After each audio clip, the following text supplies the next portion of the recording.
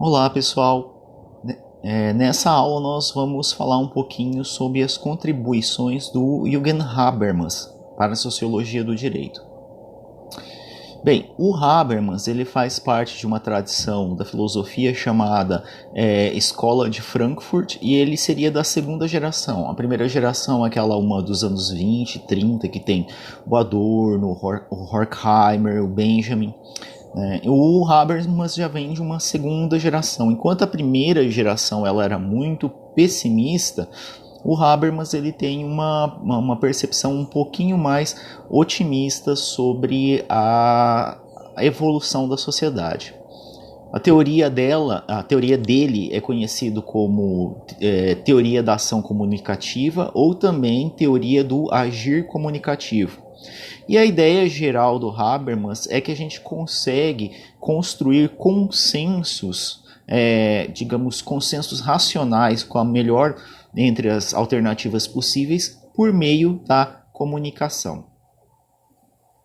A primeira parte do capítulo, o autor do capítulo que está comentando a obra do Habermas vai fazer uma diferenciação entre sociedades tradicionais e sociedades modernas. Lembrando que, como a gente viu na primeira aula de o que é sociologia, a sociedade moderna ela é o objeto prioritário da sociologia. Enquanto, no início das ciências sociais, as sociedades tradicionais eram, naquela época, o objeto prioritário da antropologia. Hoje já não é mais assim, né? Existe uma certa, digamos, possibilidade mais ampla, tanto da sociologia, adentrar discussões sobre as sociedades tradicionais, e também a antropologia adentrar sobre as sociedades complexas. Aquelas antigas limites entre sociedade tradicional é tua e sociedade moderna é minha, ela já não existe, nesses moldes.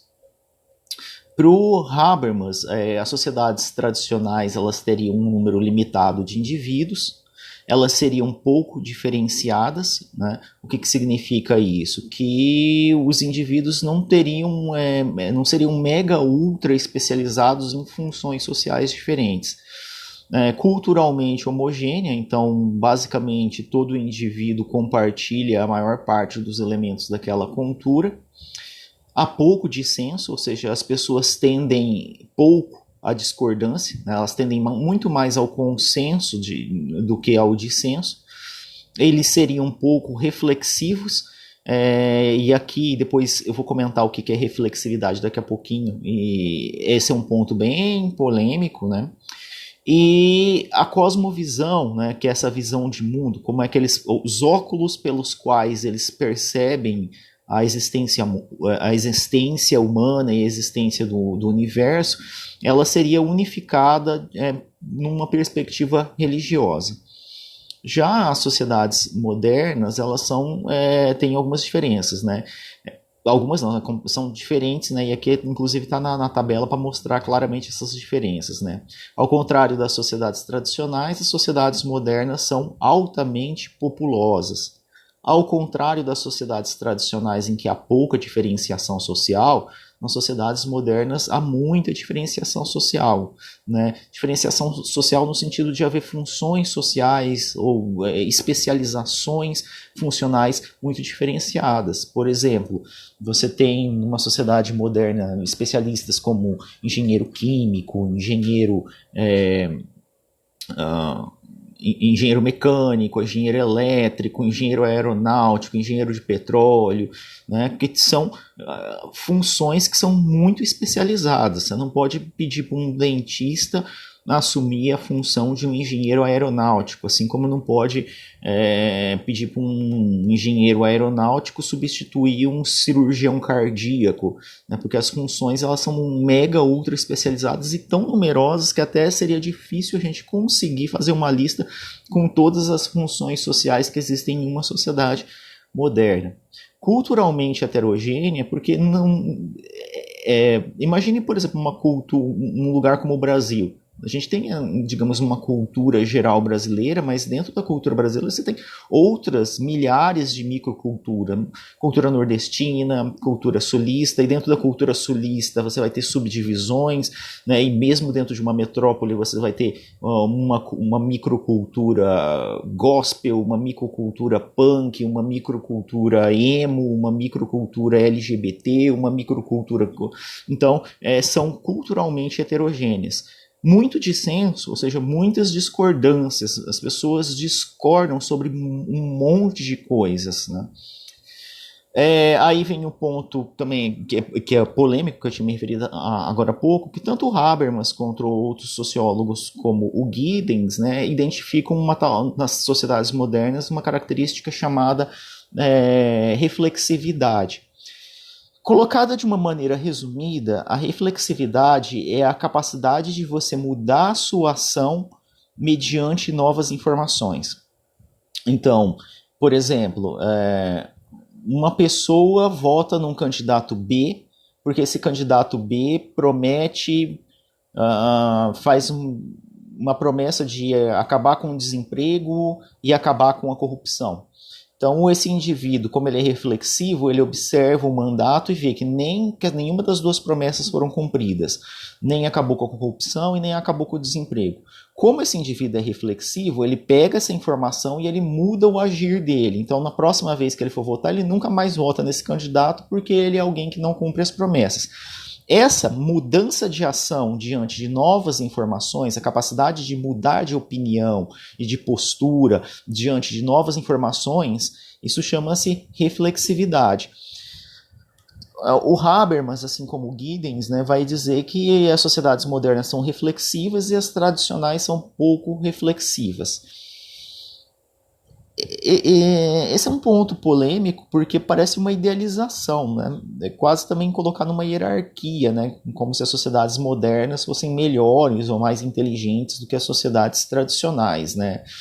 Eu não sei se nós, sociedades modernas, somos realmente tão reflexivos assim, né? E se as sociedades tradicionais são tão pouco reflexivas assim, né? É uma questão bem complicadinha. E o último ponto é que nas sociedades modernas as narrativas religiosas elas perderam o monopólio da verdade.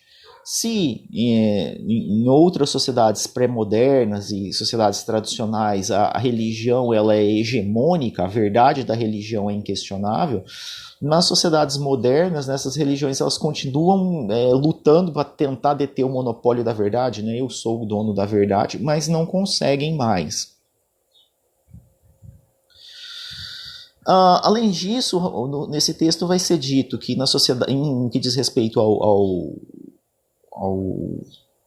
à dimensão mesmo da sociologia do direito, nas sociedades tradicionais, elas são incapazes de questionar a norma, ou seja, existe uma lei, uma norma, uma tradição, e essas sociedades são incapazes de questionar essa tradição, né? Por que antes de poder casar tem que conseguir, sei lá, caçar um pica-pau amarelo, né? De onde que saiu isso? Não quero cumprir, eu quero casar e não quero cumprir essa norma. Não, isso não existe, né? Não se questiona, a norma está ali e ninguém questiona.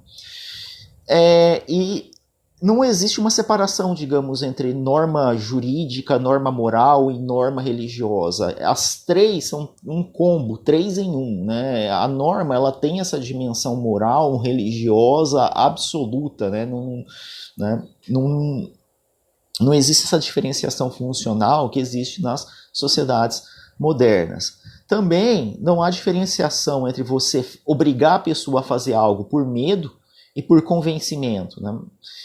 Nas sociedades modernas isso daí se separa, né? Ou você convence alguém pelo medo, ou faz isso, ou você vai ser punido, ou por convencimento, faz isso porque é melhor para você. Nas sociedades tradicionais, né, basicamente não existe essa diferenciação, é uma sobreposição das duas coisas.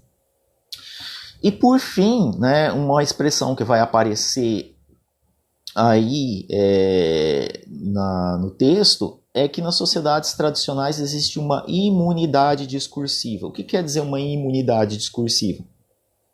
Quer dizer que não importa o discurso que você faça para um indivíduo de uma sociedade tradicional, que ele não vai mudar o padrão de comportamento dele.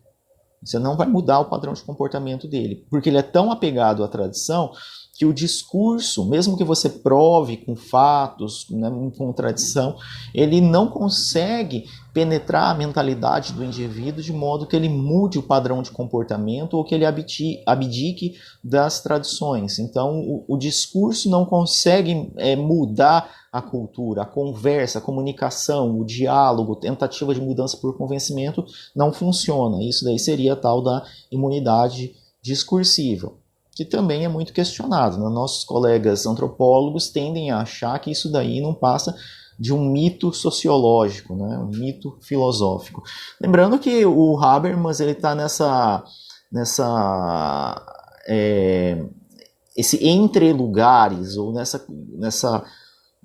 fronteira entre sociologia e filosofia. No esquema, no arcabouço conceitual analítico do Habermas, duas dimensões são muito importantes, que até lembra, né, dos esquemas de outras aulas, aquele esquema entre sistema ou sociedade, indivíduo e ação. O que seria o sistema ou a sociedade chama sistema no palavreado do Habermas, só que em vez de a gente chamar de indivíduo ou de ação, ali a gente chama de mundo da vida. Então, na análise da sociedade, no esquema do Habermas, existe o sistema e o mundo da vida. O sistema, ele é subdividido, ele tem duas componentes.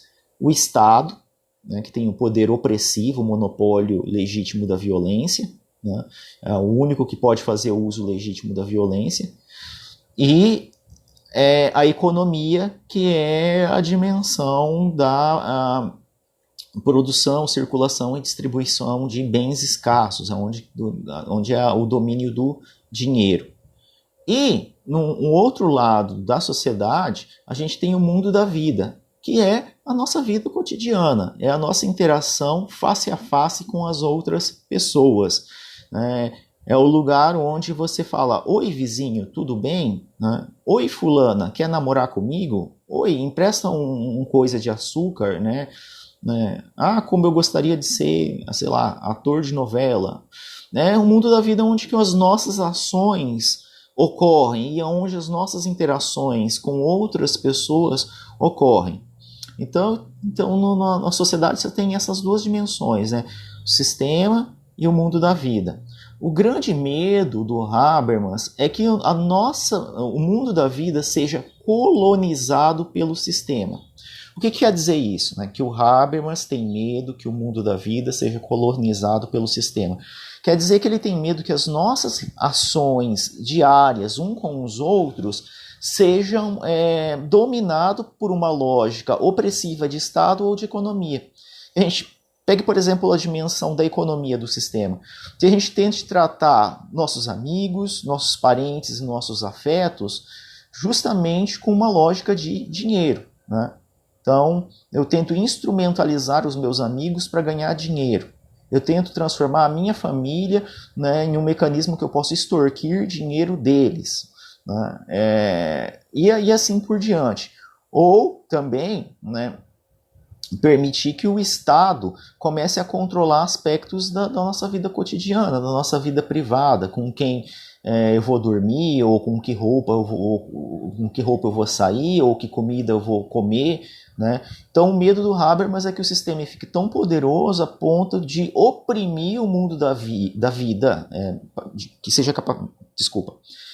Medo do Habermas é que o sistema, né, acabe oprimindo o mundo da vida, seja ele por uma opressão via lei coercitiva, ou seja, transformando tudo numa lógica de dinheiro, financeira, monetária.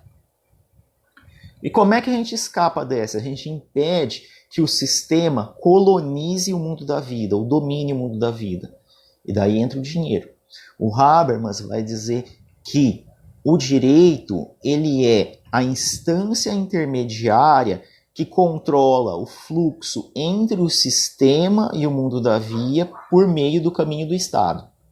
Então, o direito é um braço que intermedia a relação entre Estado e mundo da via e regula para que essa opressão não ocorra. Como? No mundo da vida, a gente tem um afluxo de ideias, várias opiniões. Essas várias opiniões divergentes, eles entram num processo de comunicação na qual as pessoas vão expondo as suas ideias e elas vão entrando em choque. E a pessoa, não por medo, mas por convencimento, né, não pela imposição do medo, mas pela qualidade dos argumentos e das ideias, consiga convencer as outras que algumas ideias elas devem ser cristalizadas sobre a forma de normas. E é nesse processo de diálogo, exposição de ideias diferentes, tendo ideias diferentes e confrontando as ideias diferentes, que a gente consegue encontrar as melhores ideias. E quando isso acontece, a gente consegue elaborar leis que são melhores, né? Leis que são as mais adequadas para as leis que são mais adequadas para regular, né, essa relação entre sistema e mundo da vida. E aqui, né, eu faço um resuminho. A legitimidade do direito é mais oriunda do convencimento, né? Ou seja, se você consegue, as normas elas são legítimas porque ela foi fruto de um grande diálogo, né, e que convenceu a maior parte das pessoas pela via racional de que aquilo ali é a melhor norma possível, e não por uma imposição do medo, né? Ou aceita a norma ou, né, morre, né? Esse convencimento é conseguido pelo confronto de ideias diferentes, no qual a melhor ideia sobrevive. Nesse processo, a comunicação e a reflexividade. E para que esse processo de diálogo e confronto de ideias diferentes elas ocorram, né, a gente percebe que esse direito ele só é legítimo em um regime democrático, porque é apenas em um regime democrático que é possível aflorar uma pluralidade de ideias, né, diferentes entre si e que, né, digamos, né, permite esse processo de convencimento racional e não por imposição de medo. O Habermas, ele teme que voltando aqui nesse desenhinho, né, nessa ligação entre o mundo da vida e o direito, né, nesse pequeno canalzinho onde tem essa comunicação entre o mundo da vida e do direito, pode acontecer alguns bloqueios, ou seja, que as ideias não conseguem chegar, né, nessa instância. E esse bloqueio ele vai chamar de fechamento institucional. Então, o que é esse fechamento institucional? O que são os fenômenos que bloqueiam essas ideias, né, de chegar na discussão jurídica e se cristalizar sob a forma de normas? A primeira é uns vícios da nossa democracia representativa. Então, quem é que vai fazer essa discussão para transformar em leis? São os nossos representantes, são os deputados, são os senadores. E se a nossa democracia representativa tiver problemas, os nossos representantes não representar as nossas ideias e as nossas vontades, representar outras coisas. Daí nós temos as ideias, só que as ideias elas não são levadas para o debate que vão transformar em normas. Então, uma democracia cujos representantes não representam ninguém a não ser a si mesmos, não representam o povo de verdade, as pessoas de verdade, esse é um primeiro fechamento institucional, um bloqueio, né, para que esse processo ali que a gente estava conversando funcione de forma adequada. O segundo é a manipulação da grande mídia, né, dos grandes jornais, dos grandes meios de comunicação. Por quê? Em vez dos grandes meios de comunicação querer saber o que as pessoas querem mudar de fato, elas estabelecem a pauta do que elas querem que muda e jogam a opinião e manipulam a opinião pública para a opinião pública pressionar os representantes e acontecer, né, alguns interesses muito específicos serem concretizados em detrimento da maioria.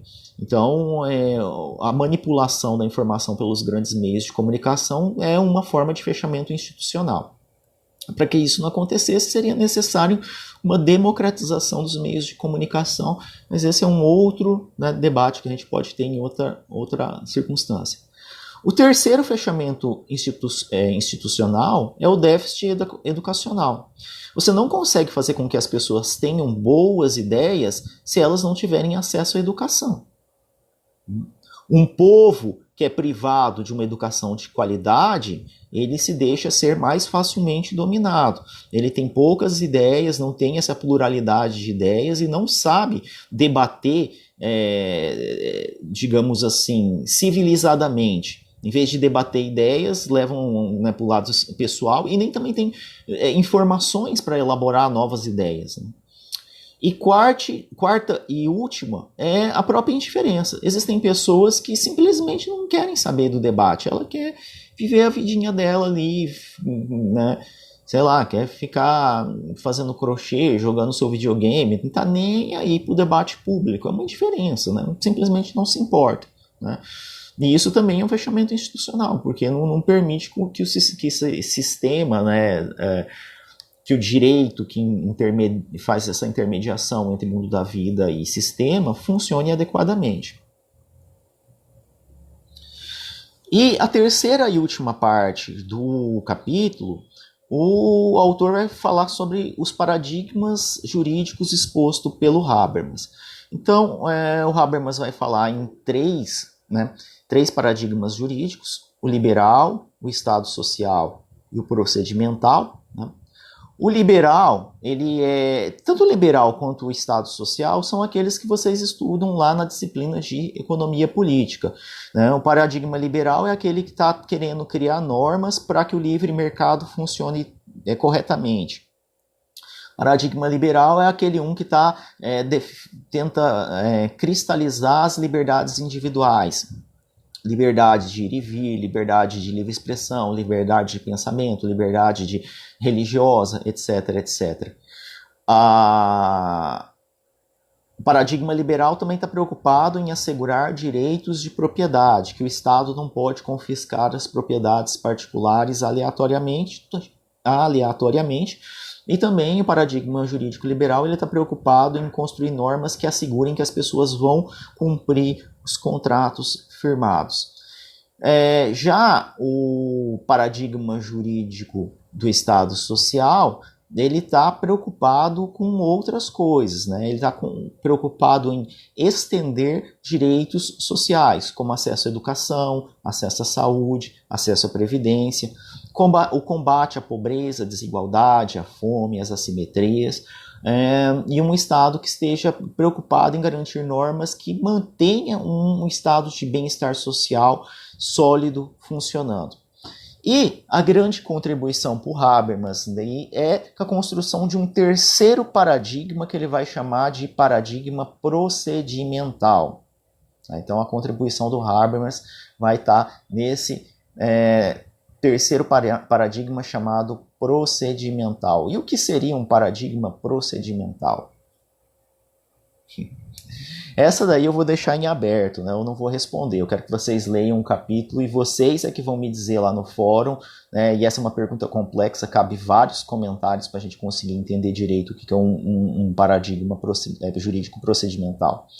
Então, daqui das questões que eu sugiro para discussão, a primeira, obviamente, é como seria o paradigma jurídico procedimental segundo Habermas, né? E qual a diferença entre esse paradigma e os outros dois, o liberal e o do Estado social. Uma segunda questão para discussão pode ser sobre a seguinte questão: a perspectiva habermasiana subestima a capacidade das sociedades tradicionais fazendo uma caricatura deles? Ou, em outras palavras, será que não há um certo preconceito do pensamento habermasiano em relação às sociedades tradicionais? E, por fim, né, a que se refere a palavra ambiguidade mencionada no título desse capítulo? Beleza? Essas é as questões que eu sugiro para nossa discussão lá no fórum. A gente se vê na próxima.